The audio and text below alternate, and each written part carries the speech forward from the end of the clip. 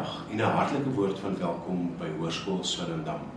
As skoolhoof is dit vandag vir my 'n reuse voorreg en eer om ons skool aan u bekend te stel.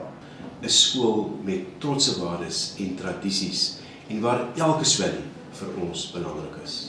By Hoërskool Swellendam glo ons dat 'n skool meer is as net 'n plek van onderrig. Dit is 'n gemeenskap waar jong mense gevorm word in karakter met waardes en verantwoordelikheid, sodat hulle met selfvertroue hulle plek in die wêreld kan inneem. Ons fokus doelbewus op gebalanseerde ontwikkeling, uitnemendheid in akademie, deelname in sport en betrokkenheid by kultuur en leierskap. Hier kry elke leerder die geleentheid om sy of haar unieke talente te ontdek en te ontwikkel. Ons onderwysers is nie net vakspesialiste nie, hulle is mentors wat omgee, wat lei en wat saam met ons kinders stap op hulle pad na volwassenheid.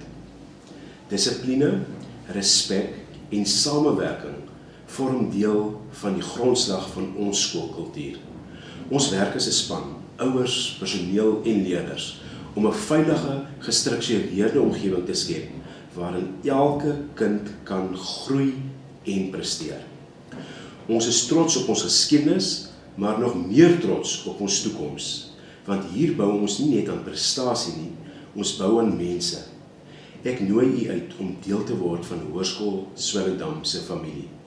Kom ervaar self die gees, die trots en die geleenthede wat ons skool uniek maak. Baie dankie dat u saam met ons hierdie reis aanpak. Altiora semper, altyd hoër.